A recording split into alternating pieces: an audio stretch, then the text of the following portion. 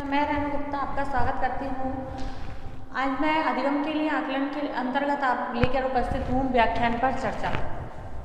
देखिए, इससे पहले हमने केंद्रीय प्रवृत्ति के मान के विषय में चर्चा की थी। मैंने आपको 3 प्रकार के मान बताए थे, बहुलक, मध्यांक और मध्यमान। इन तीनों के विषय में हमने अध्ययन कर लिया था। अब आज है हमारा व्याख्यान पर चर्चा। देखिए, व्याख्यान क्या होता है? व्याख्यान लेक्चर, जिसे हम इंग्लिश में ट्रांसलेट करके कह सकते हैं लेक्चर। लेक्चर क्या होता है? कौन से स्तर पर लेक्चर दिया जाना आवश्यक होता है? लेक्चर का प्रभाव बालक पर कब पड़ता है? लेक्चर की क्या उपयोगिता होती है? ये सारी चीज़ों पर आज हम चर्चा करेंगे।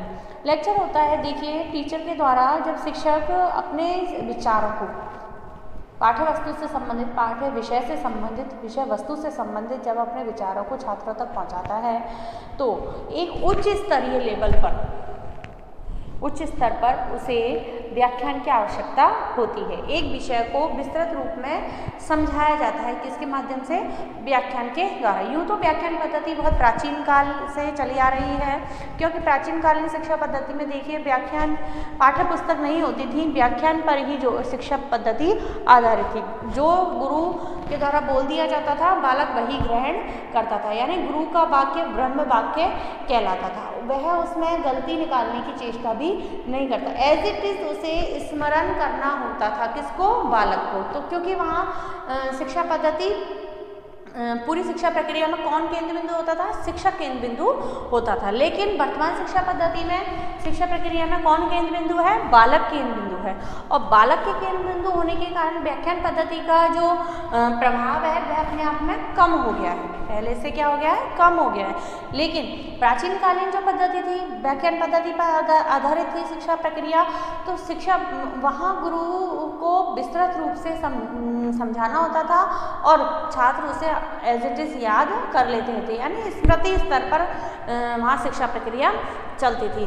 लेकिन वर्तमान में देखिए, प्राइमरी सेक्शन की हम बात करें, प्राथमिक लेवल की अगर हम बात करें, तो प्राथमिक लेवल पर बच्चों को व्याख्यान विधि के द्वारा नहीं समझाया जा सकता। क्यों नहीं समझाया जा सकता?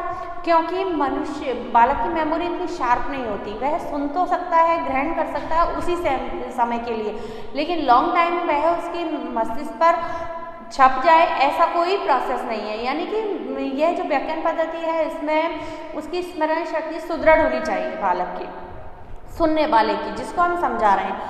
लेकिन बालक को पढ़ने के लिए एक आधार की आवश्यकता होती है, जिसे हम पाठ्य पुस्तक कहते हैं, और पाठ्य पुस्तक उसके पास होना जरूरी होता है। जबकि व्याख्यान पद्धति में जो बोला जाता है उसे एज इट इज ग्रहण किया जाता है। इसलिए प्राथमिक लेवल पर तो व्याख्यान पद्धति काम नहीं करती, अपना प्रभाव नहीं छोड़ती है। बात आती है माध्यमिक स्तर की। माध्यमिक स्तर पर छोटे रूप में व्याख्यान हम बालकों को दे सकते हैं, जैसे किसी कविता के अर्थ बताना, समझाना। दूसरा है पैसेज की व्याख्या करना, पैराग्राफ की व्याख्या करना। ये सारी चीज़ें हैं ना, उन्हें समझाने के लिए हम व्याख्यान पद्धति का प्रयोग कर सकते हैं। लेकिन उच्च स्तरीय शिक्षा पद्धति हमें व्याख्यान, हमारी पूरी व्याख्यान पर ही आधारित है। कैसे आधारित है? क्योंकि उस समय बालक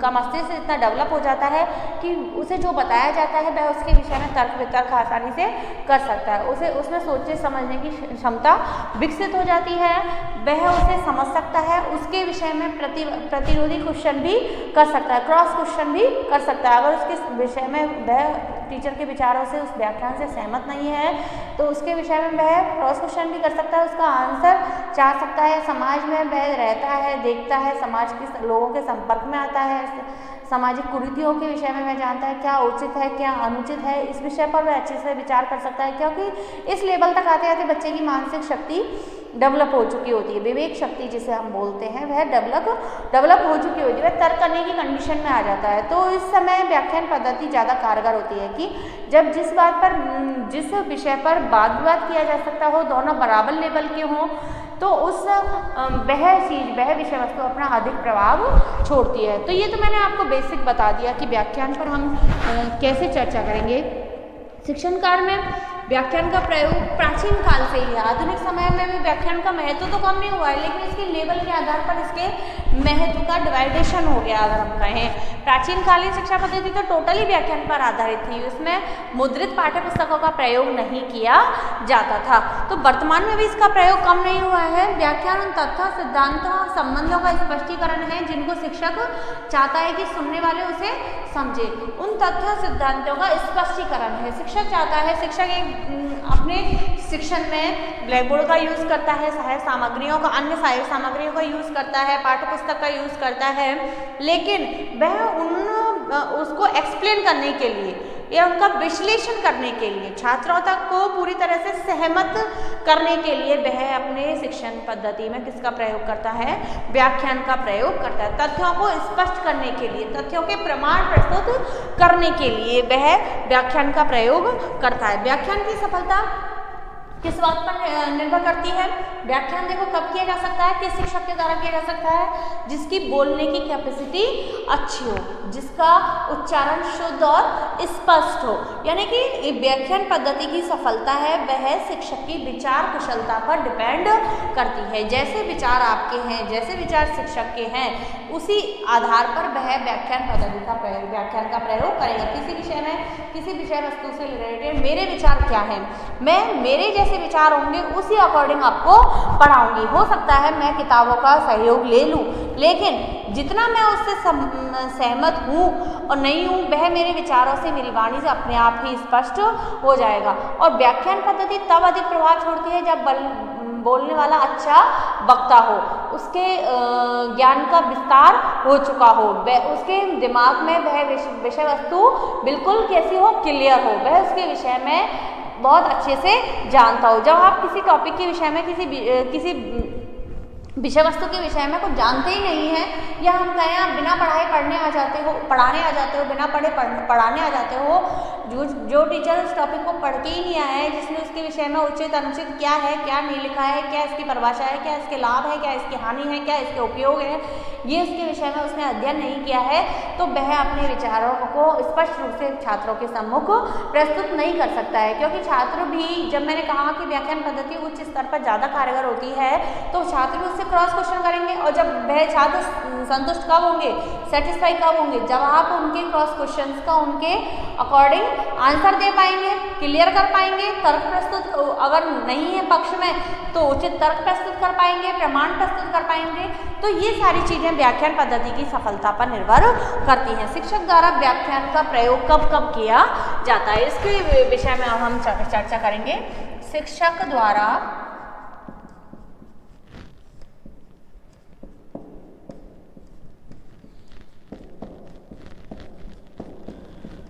व्याख्यान का प्रयोग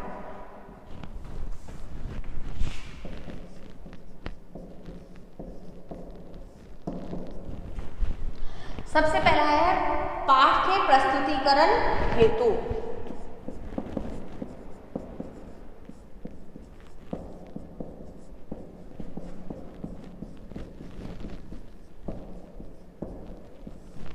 पाठ के प्रस्तुतिकरण हेतु, पाठ को प्रस्तुत करने के लिए शिक्षक द्वारा किसका प्रयोग किया जाता है? व्याख्यान का प्रयोग किया जाता है। जैसे हिंदी में कोई पाठ पढ़ाना है तो पहले पाठ को रिप्रेजेंट करना पड़ेगा, तब उसका अर्थ, शब्दार्थ, व्याख्या हम बताएंगे। तो पाठ के प्रस्तुतिकरण हेतु। दूसरा है हमारा विषय वस्तु स्पष्ट करने हेतु।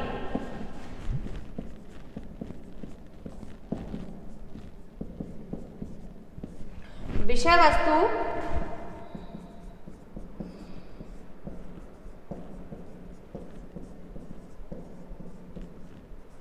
स्पष्ट करने को, विषय वस्तु का स्पष्टीकरण के लिए, जो पाठ हमने प्रस्तुत किया है उसको स्पष्ट करने के लिए, छात्रों के सामने स्पष्टीकरण देने के लिए विषय वस्तु संक्षिप्तीकरण हेतु।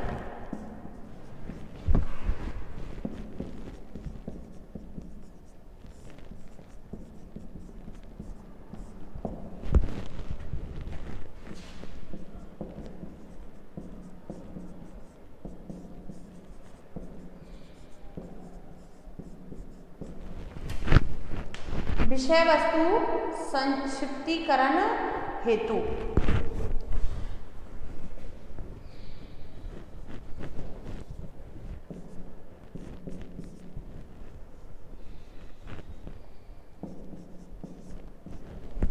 विषय वस्तु हमने विस्तार रूप में छात्रों के सामने प्रस्तुत कर दी है, पाठ को प्रस्तुत कर दिया है, विषय वस्तु का स्पष्टीकरण कर दिया, व्याख्या हमने बता दी है। अब उसका हमें सार बताना है, संक्षिप्त करना है कि वास्तव में ये पाठ क्या कहना चाहता है, ये लेसन किस लिए हमारे सिलेबस में रखा गया है। ये उसका उद्देश्य समझाने के लिए, उसका संक्षिप्तकरण करने के लिए, उसका सार समझाने के लिए हमें किसकी आवश्यकता पड़ती है, व्याख्यान की आवश्यकता पड़ती है। अतिरिक्त विषय वस्तु प्रस्तुतिकरण हेतु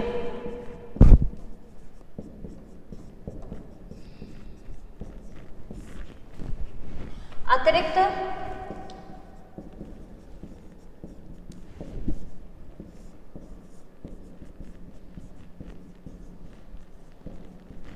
विषय वस्तु प्रस्तुतिकरण हेतु, भाई पाठ को समझाया जा रहा है, पाठ का विश्लेषण किया जा रहा है शिक्षक के द्वारा, तो उसके उदाहरण प्रस्तुत करने के लिए उसे अन्य विषयों के भी उदाहरण उसके सामने प्रस्तुत करने पड़ेंगे। तो अन्य विषयों के प्रस्तुतिकरण हेतु भी उसको व्याख्यान पद्धति का प्रयोग करना होगा। अगला है छात्रों को अध्ययन हेतु प्रेरित करने में।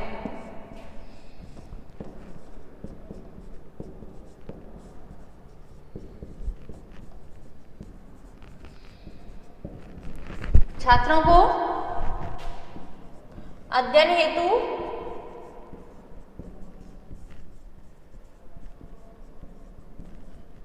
प्रेरित करने में, अध्ययन हेतु प्रेरित करने में, जिसे हम कह सकते हैं मोटिवेट करने में। स्टूडेंट्स को मोटिवेट करने के लिए हम व्याख्यान पद्धति का प्रयोग करते हैं, क्योंकि देखिए मोटिवेशन प्रत्येक स्टूडेंट की, प्रत्येक व्यक्ति की लाइफ में हर क्षेत्र में जरूरी होता है। कोई भी कार्य हम किसी से मोटिवेट होके ही करते हैं। हम ये नहीं कह सकते कि हमें किसी ने मोटिवेट नहीं किया, हम खुद ही मोटिवेट होते रहते हैं देख के कि जैसे हमारे फ्रेंड को नौकरी मिल गई, उसका अच्छा घर बन गया, उसकी अच्छी रेपुटेशन हो गई, समाज में मान सम्मान बढ़ा है, सब सारी चीज़ें उसको अवेलेबल हुई हैं, तो हम उससे ऑटोमेटिकली मोटिवेट हुए हैं कि हमें भी नौकरी की आवश्यकता, हमें भी मेहनत करनी चाहिए, हमें भी एक पद, सरकारी पद प्राप्त कर लेना चाहिए। तो इस प्रकार से ये सेल्फ मोटिवेशन हुआ। लेकिन कई बार हमें नहीं देख पाते, हम किसी चीज़ को नहीं समझ पाते, तो शिक्षक के द्वारा हमें समय समय पर मोटिवेट करना होता है। शिक्षक हमें बार बार मोटिवेट करते रहते हैं, उदाहरण देकर, एग्जाम्पल प्रस्तुत करके आसपास के। तो उसके लिए शिक्षक को किसका प्रयोग करना होता है, व्याख्यान का प्रयोग करना होता है। ये बिंदु थे जहाँ पर शिक्षक व्याख्यान का प्रयोग कर सकता है पाठ के प्रस्तुतिकरण के लिए, विषय वस्तु स्पष्ट करने के लिए, विषय वस्तु को संक्षिप्त रूप देने के लिए, अतिरिक्त विषय वस्तु के प्रस्तुतिकरण के लिए, छात्रों को अध्ययन हेतु प्रेरित करने के लिए, मोटिवेट करने के लिए। ये तो थे शिक्षक द्वारा व्याख्यान का प्रयोग कहाँ कहाँ पर किया जा सकता है। अब बात आती है वह व्याख्यान पद्धति के लाभ। इसके लाभ क्या क्या है, इसके बेनिफिट्स क्या है। व्याख्यान विधि से लाभ।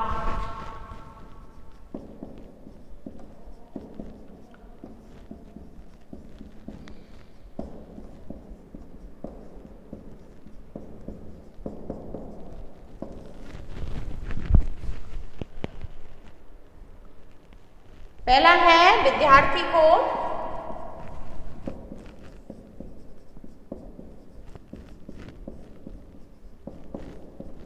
पाठ्यवस्तु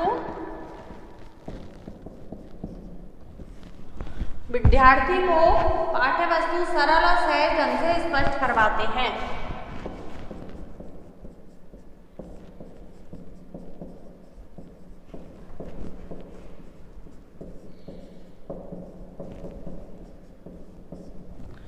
विद्यार्थी को पाठ्यवस्तु सरल और सहज ढंग से स्पष्ट करवाते हैं।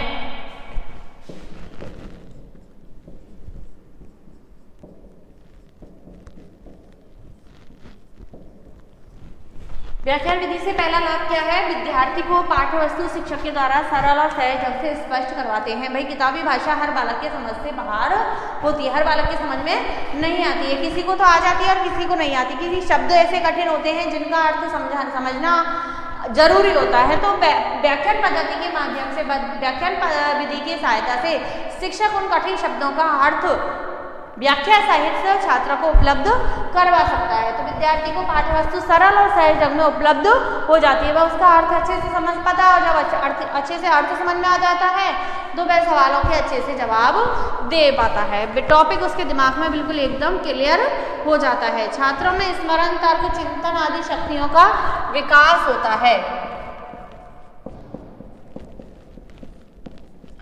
छात्रों में स्मरण, तर्क,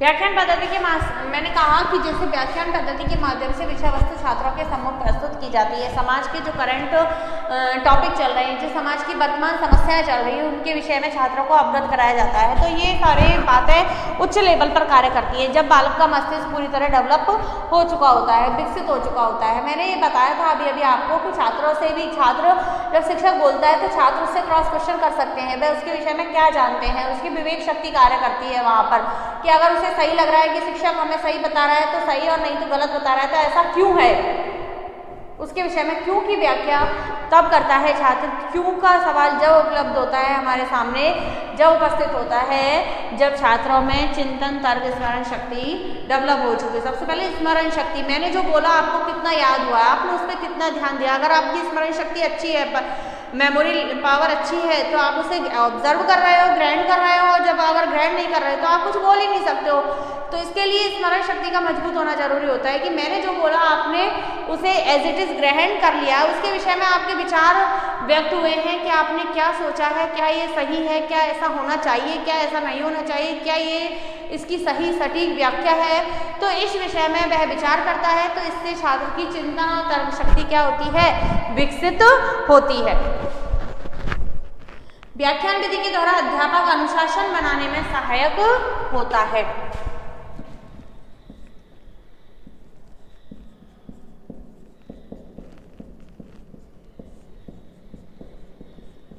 अनुशासन में सहायक होती है कौन सी विधि, व्याख्यान विधि। क्यों?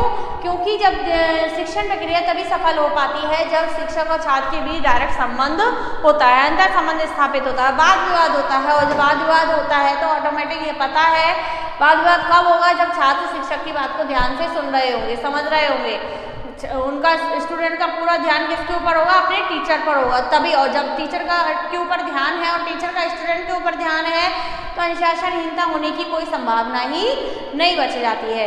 तो बात यही आती है कि व्याख्यान विधि से छात्रों पर कंट्रोल किया जा सकता है, उन्हें अनुशासित किया जा सकता है, ज्ञानात्मक पक्ष का विकास सरलतापूर्वक किया जा सकता है।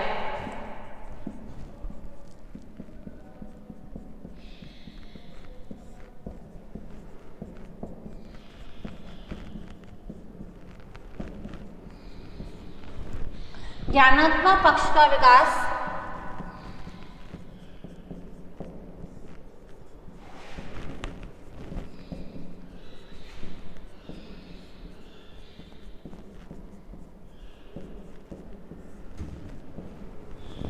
सरलतापूर्वक किया जा सकता है। व्याख्यान के माध्यम से मैंने कहा कठिन शब्दों के अर्थ आसानी से समझ में आ जाते हैं। जो क्लिष्ट शब्दावली है कि किताबों की वह छात्रों को समझाई जा सकती है व्याख्यान विधि के माध्यम से।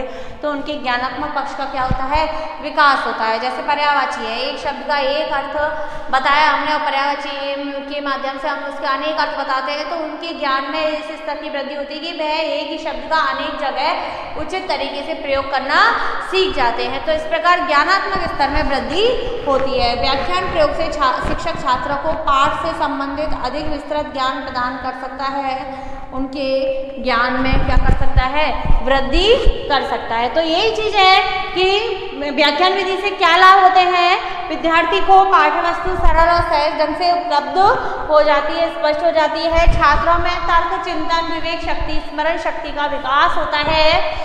अगला है, यह छात्रों के अनुशासन में भी सहायक होती है, अनुशासनहीनता की कोई गुंजाइश नहीं होती है। ज्ञानात्मक छात्रों से डायरेक्ट संबंध बनते हैं तो डायरेक्ट जब वाद विवाद होता है तो अनुशासनहीनता नहीं होती है, ज्ञानात्मक पक्ष का विकास सरलता पूर्वक हो जाता है। तो ये व्याख्यान विधि से लाभ थे। अब है हमारे सामने ये व्याख्यान विधि से लाभ आपके अच्छे से समझ में आ गए होंगे। व्याख्यान विधि ज़्यादातर उच्च स्तर तक अधिक कार्य करती है।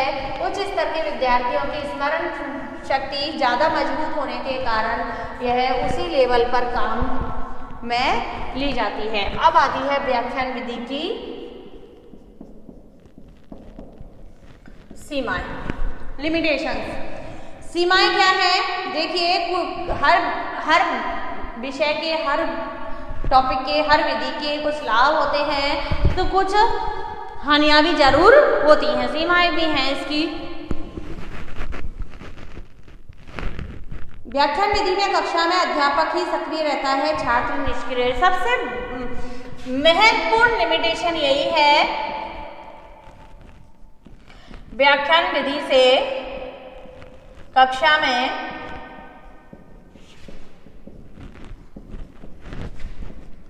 अध्यापक ही सक्रिय रहता है।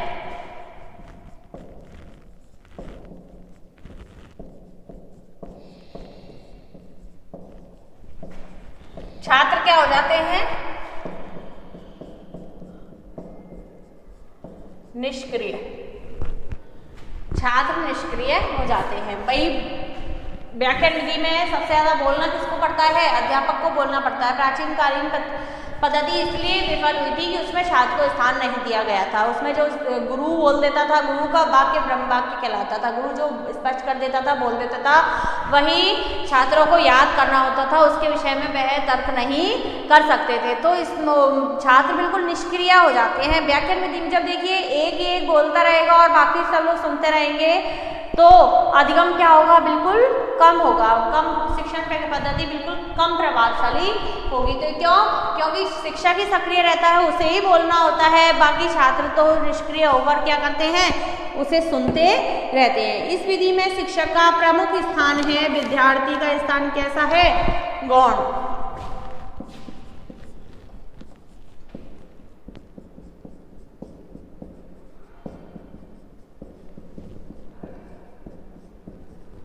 इस विधि में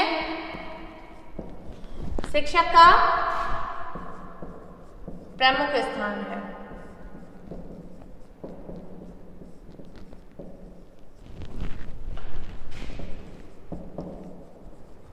और विद्यार्थी का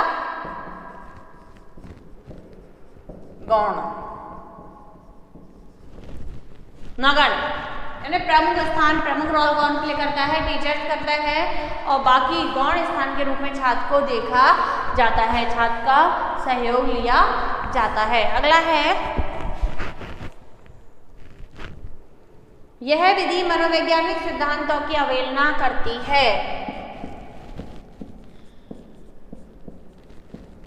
यह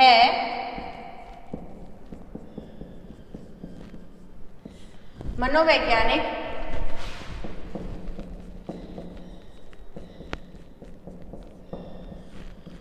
सिद्धांतों की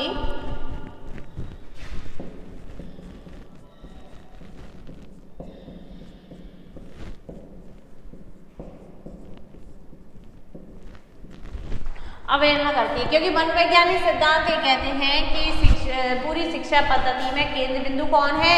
बालक है। बालक तब अधिक अधिगम कर पाते हैं जब उन्हें करके सीखने पर बल दिया जाता है। स्वयं करके सीखो। जबकि व्याख्यान विधि में क्या है?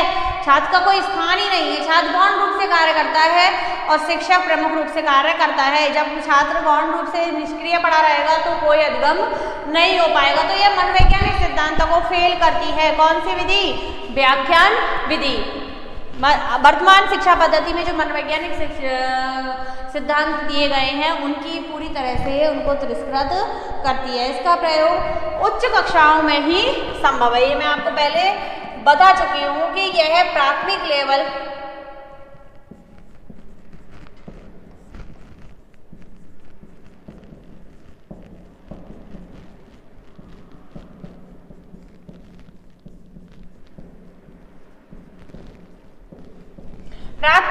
और माध्यमिक लेवल पर यह कार्य नहीं करती है। यह उच्च कक्षाओं के लिए ही उपयुक्त विधि मानी जाती है, क्योंकि प्राथमिक लेवल पर और माध्यमिक लेवल पर बालक की मानसिक शक्ति का पूरी रूप से, स्मरण शक्ति का पूर्ण रूप से विकास नहीं हुआ होता है।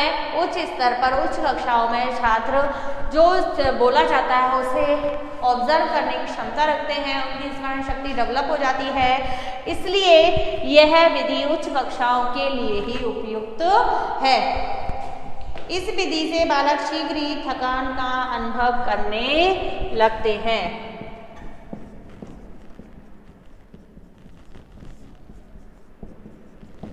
बालक को शीघ्र ही क्या होता है,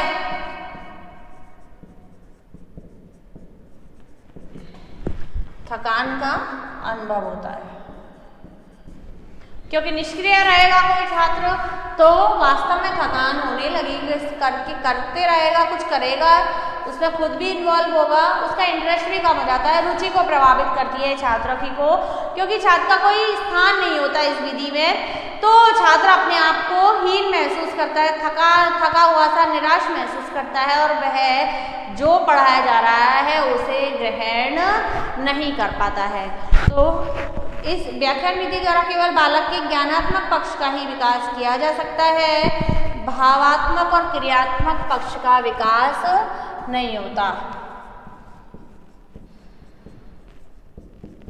कौन से पक्ष का विकास होता है? केवल ज्ञानात्मक पक्ष का ही विकास संभव है, भावात्मक और क्रियात्मक का नहीं।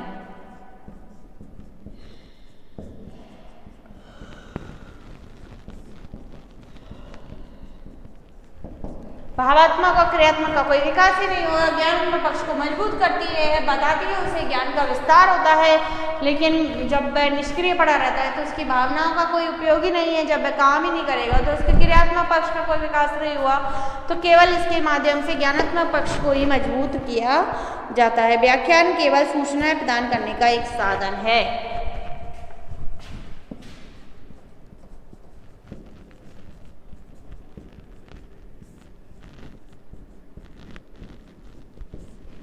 व्याख्यान केवल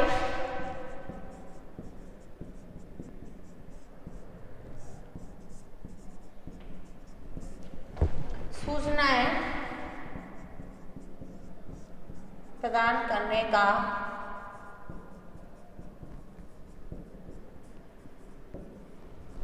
एक साधन मात्र है। कुछ बोल दिया, उसे आपने सुन लिया, ग्रहण कर लिया, स्मरण शक्ति अच्छी है आपने ग्रहण कर लिया, नहीं है तो नहीं ग्रहण कर पाए, इसका कोई प्रूफ नहीं होता है। तो बोले मौखिक का तो सूचना प्रदान करने का एक साधन मात्र के रूप में काम में ली जाती है। यह व्याख्यान विधि। लास्ट है, व्याख्यान विधि से बालक अध्यापक पर निर्भर रहते हैं, समस्या का समाधान नहीं खोजते हैं, अध्यापक पर निर्भरता बढ़ जाती है।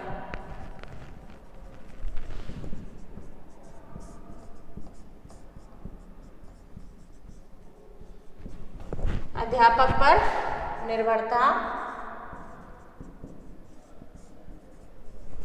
बढ़ जाती है। व्याख्यान विधि के माध्यम से बालक की अध्यापक पर निर्भरता बढ़ जाती है, क्योंकि उसकी सारी विषय वस्तु अध्यापक के विचारों के इर्द गिर्द ही घूमती रहती है, उसको कोई ठोस प्रमाण नहीं मिलता। तो अध्यापक पर, जिससे कि वह क्या नहीं कर पाता, समस्या का कोई नई समस्या का, जैसे मैंने इसका सॉल्यूशन आपको बता दिया एक का, तो व्याख्यान विधि में ये होता है कि आप एक का ही सॉल्यूशन निकाल पाएंगे, आगे समस्या का समाधान आपके द्वारा नहीं खोजा जा सकेगा। तो ये इसकी क्या थी, लिमिटेशंस थी। अब आता है व्याख्यान विधि की सावधानियां। समझ में आ गई होंगी लिमिटेशंस क्या है कि छात्र निष्क्रिय रहता है, शिक्षक को ज़्यादा सक्रिय होने की आवश्यकता होती है।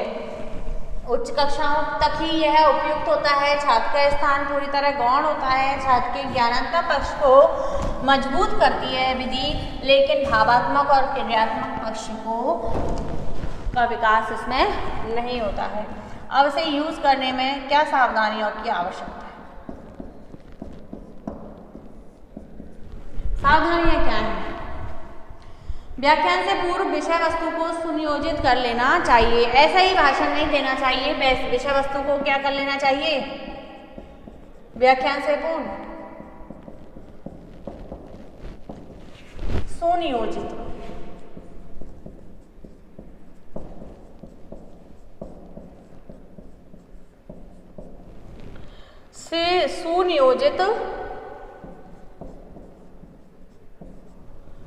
कर लेना चाहिए।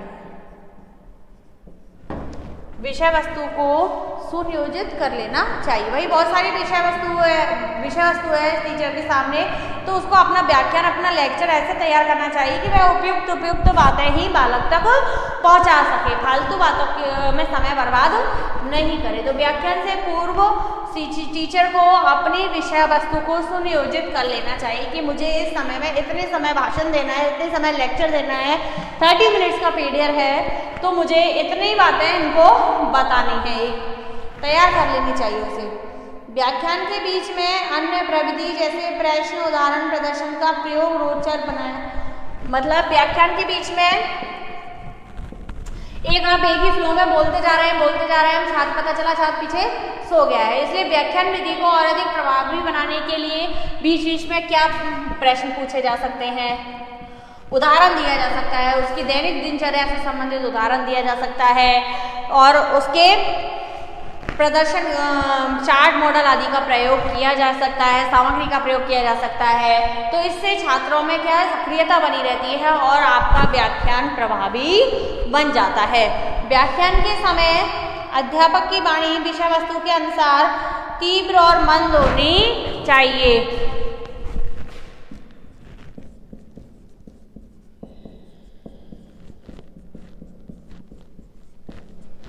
वाणी विषय वस्तु के अनुसार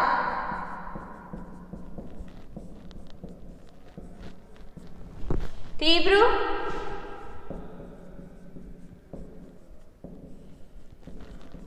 और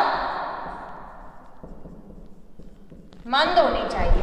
यानी कि आपकी विषय वस्तु जैसी है, जैसे एग्जाम्पल है कि कविता पढ़ा रहे हैं हम, खूब लड़ी मर्दानी वे तो झांसी वाली रानी, अब उसमें आप पढ़ रहे हो खूब लड़ी मर्दानी वे तो झांसी वाली, तो ये फ्लो आपका उस विषय वस्तु के प्रभाव को अपने आप ही खत्म कर देगा।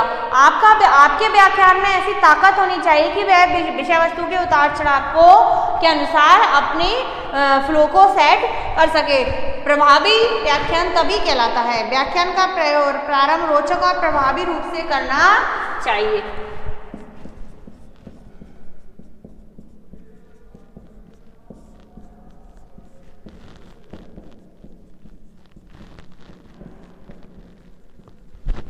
रोचक और प्रभावी रूप से